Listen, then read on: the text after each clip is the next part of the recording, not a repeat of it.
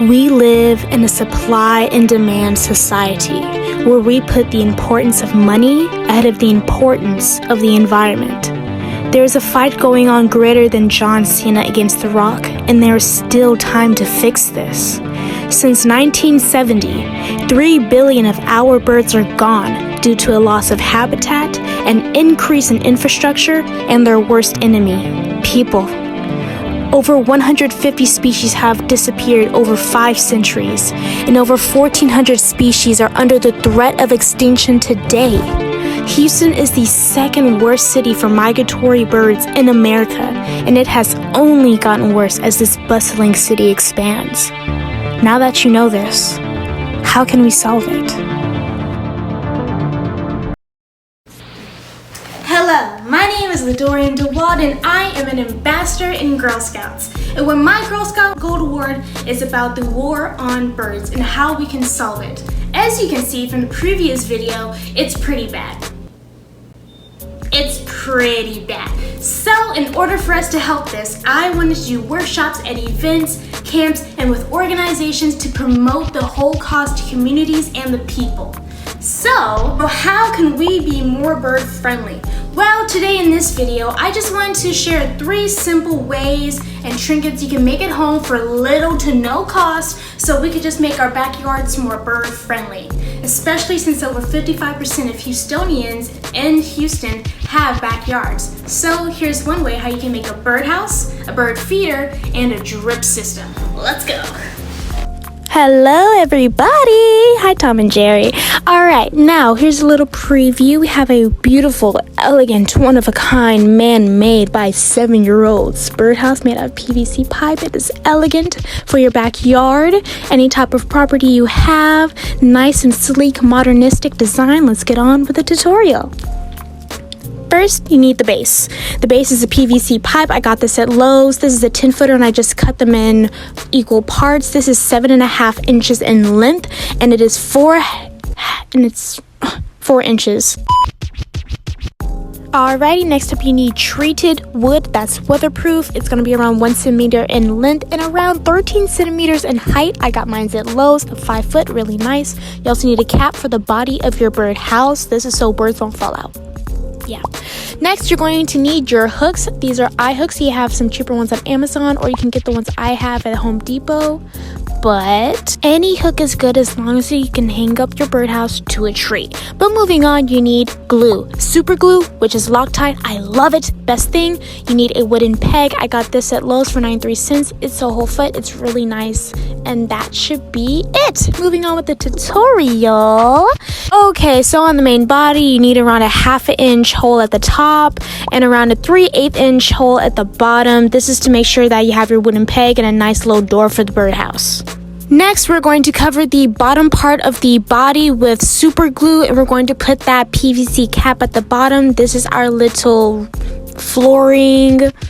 Next, you're going to put your wooden peg through the small 3/8 inch hole we made before. Real simple. It just slides in. You don't even need glue for that part. Next, we are going to put the little roof on top. So you're going to put some super glue at the top of the body. You're going to take your wooden slab and glue it right on top. It's supposed to fit nice and neat. Takes around a good minute or so. Real simple.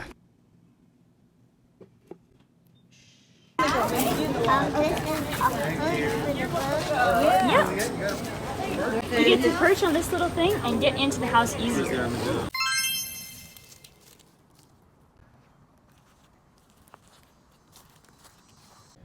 I got him. Yay. Alrighty, moving on. We're going to be making our bird feeder out of pine cones, peanut butter, and nuts. You will need a pine cone, some unsalted raisins. You're going to need some unsalted nuts. I got these at Sam's for a really good price. They also have them at Amazon. You want to make sure they're unsalted. You're going to need a paper bag or any type of bag to not be messy. You're going to need some peanut butter. Get unsalted, please. You want unsalted peanut butter. But next, we're going to get our nuts, and we're going to try and take out a few of them. We like cashews, almonds, pistachios, any type of all-natural nut that doesn't have a lot of salt or sugars in them is perfect for birds. All right, next you're going to get your gloves out because this is going to be the messy part. You're going to get yourself a string. First of all, set it to the side because we're going to be using that later. You want to grab your pine cone. Get a fork. Plastic fork, any fork, just a fork. And you're going to want to grab your peanut butter. Make sure it's unsalted. And here's the messy part. You're going to grab a chunk of the peanut butter.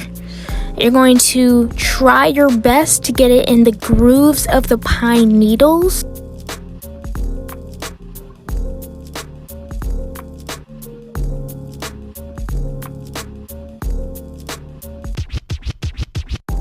After we're done, you want to probably wipe your gloves because you want to try and use them for later. But next, you're just going to set that aside. Next, we're going to want to take out our paper bag that we set aside earlier. We're going to try and put all of our nuts, raisins, whatever we may have. A lot of the nuts that I had in here were actually types of oats, peanuts, cranberries, walnuts, pecans, cashews, pistachios, things like that. And to get that string from early and wrap it around the peanut butter pine cone so we can have some type of way to get the actual product out of the bag, you're going to put that inside the bag, leave a little bit of air, close it up, and shake. Shake. My gosh, shake. And after that, we're going to try and pull it out. What is that? Anywho, so I got that on the first try. This is what the final product should look like. Nice, beautiful, colorful peanut butter, nuts, and fruits. All great for birds. They can eat the entire thing. Look, it's Jerry, it's Tom. They love it. You would love it. Exactly. Fine, because I know like peanut butter can get a little bit messy. So here, they're gonna be like either that one up there or this one right here, just so you can see for reference. And like different types of berries, but it's super important that if you make this at home, it doesn't have any sweets in it, so no sugar, no anything like that, or any salt in it. So all the ingredients that we have are all natural, no additive sugars or salts in it. Just to make it super, because usually, so you know, like how our bodies, like as humans, we're a little bit bigger than birds, right? So if a bird has too much salt or too much sugar, it could cause dehydration. Now, I would like to talk to you about why you should keep your cats indoors, why you should not have your lights on late at night, and why you should be asleep and save your electricity bill, and also why... What else is I going to talk about? And also why you should plant some native plants in your own backyard for free $99. Some of these you might already have in your backyard, so you want to make sure you plant more of them and probably expand them all over your property. So, let me tell you how you do the very first thing, why you should keep your cats indoors. If you did not know, over 22.3 billion small animals and birds are killed by cats every single year, and this is all around the world. If there is over 4.5 billion birds migrating through Texas yearly, and a big portion of them are being harmed or dismembered or being toyed with cats during our big Houstonian city, our beautiful city, then not many birds are going to be coming out alive. You can monitor your cat when they go outside for a little pee-wee and a little poop-a-doop, and you make sure they don't hurt our little birdie friends. Secondly, number 2, if you did not know, birds travel and migrate at night because it feels safer for them. They are nocturnal and they can also travel easily in the night sky because not a lot of commotion is going on. They like migrating in quiet spaces, and that's usually at night. If you keep your lights on at night, that glare will get in their eye and they will be doing a mayday mayday because they cannot see at dark when there's a light glaring in their eye. It's like putting a laser in your eye. You know what happens when you do that? You get blind. So that's why you want to keep your lights off at night for these little birdie friends.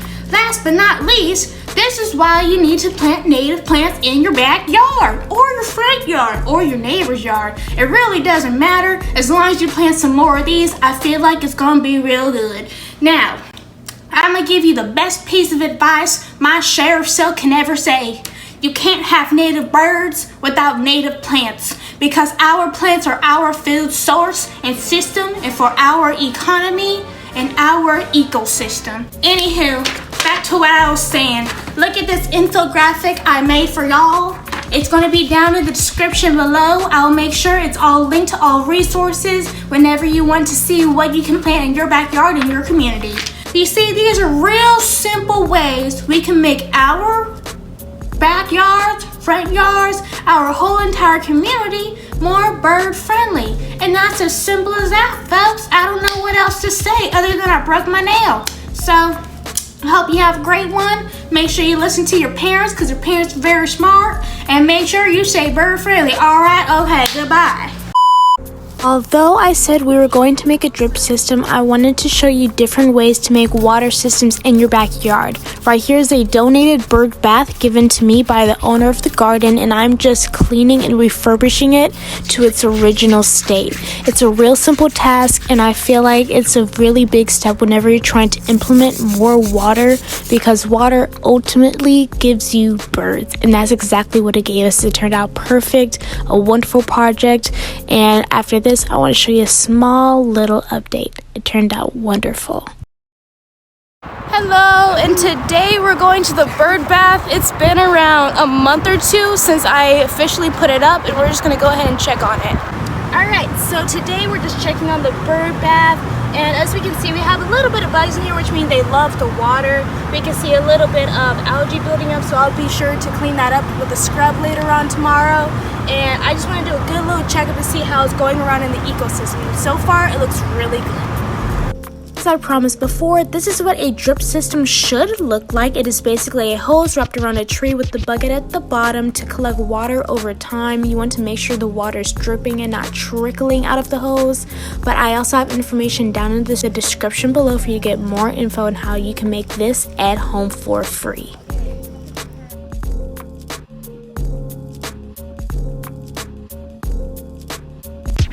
Overall, this Gold Award has had an amazing impact on me, my life, my connections, who I was able to work with, and what I could even do with my life. So this is why I made my final video and my final presentation, this video right here. I really hope this video helped a lot of other girls who are pursuing their Girl Scout Gold Award, and I also hope this has also educated many people who probably didn't even know this was happening in their own city. So if you really want to help me out, please like, share, and complete the survey down below in the description, and I will see you next time. Bye-bye!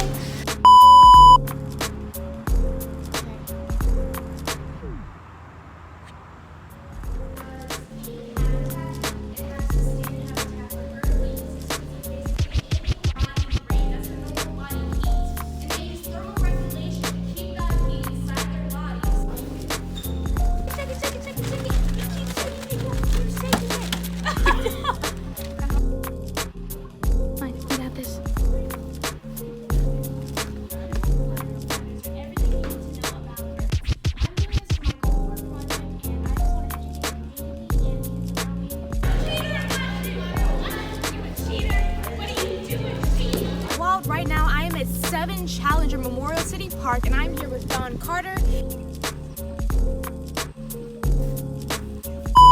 And one more thing before I go.